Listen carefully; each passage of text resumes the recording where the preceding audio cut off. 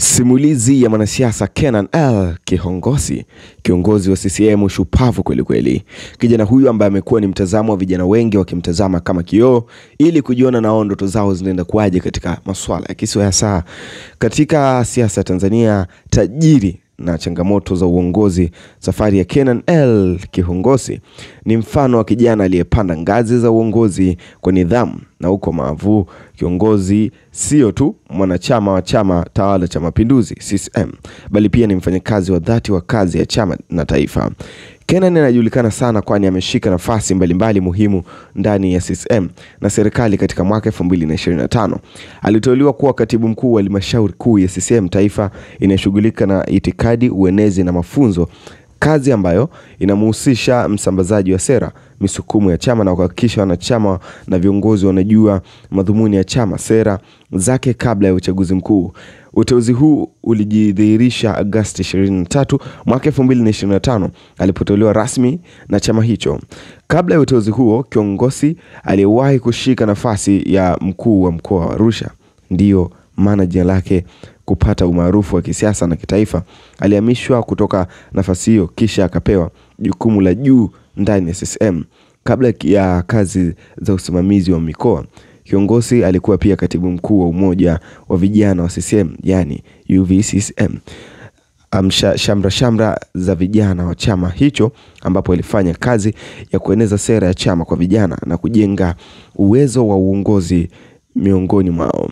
Katika nafasi yake kama katibu wa itikadi, uenezi na mafunzo wa CCM taifa, amekuwa akitoa taarifa za maendeleo ya chama na serikali, akihubiri amani, mshikamano wa taifa na umuhimu wa kukaza sera za chama zinazoendana na maendeleo ya wananchi. Amehimiza vijana kutunza amani na kutoingizwa katika vurugu na kusisitiza umuhimu wa vijana kushiriki siasa na kwa njia ya amani. Aidha, kiongozi pia ana jukumu la kutoa taarifa kuhusu mikutano ya chama, kampeni za uchaguzi na michakato ya utekelezaji wa sera za CCM zilizojikita katika maendeleo ya taifa. Katika uchaguzi mkuu wa mwaka 2025 aliwahi kutoa takwimu ya jinsi wananchi wengi walivyohudhuria mikutano ya kampeni ya wagombea urais CCM, jambo lililoonekana kuwa kama ushindi wa nguvu ya chama cha uenezi kwa umma.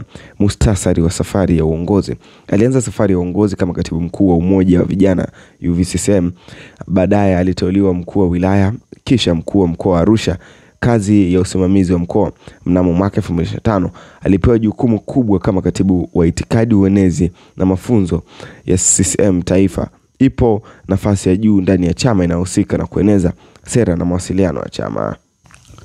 Kwa sasa habari za umma kuhusu mwanasiasa wa CCM Kenan Laban Kihongosi hazitajwi kwa ufasaha mahali popote mtandaoni kuhusu tarehe yake ya kuzaliwa, mahali alikulia na shule alizofundisha kabla ya kuingia katika siasa.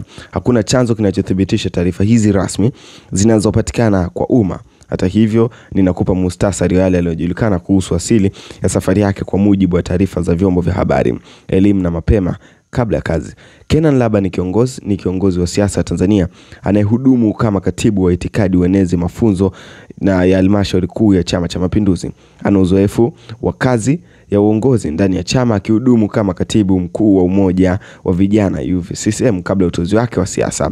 Pia amewahi kuwa mkuu wa wilaya, lakini mpaka hivi sasa inasemekana kwamba amefanya kazi kama mkuu wa wilaya na mkuu wa mkoa wa Arusha. Baadaye aliteuliwa kuwa katibu wa NEC wa itikadi, uenezi na mafunzo ya CCM. Katika nafasi ya leo anahusika na uenezi wa sera, mafunzo ya wanachama, kusimamia na mawasiliano ya chama cha umma. Tarehe yake ya kuzaliwa bado haijajulikana, ingawa vyanzo bado vinaendelea kutafuta. Hii ni Usiku TV.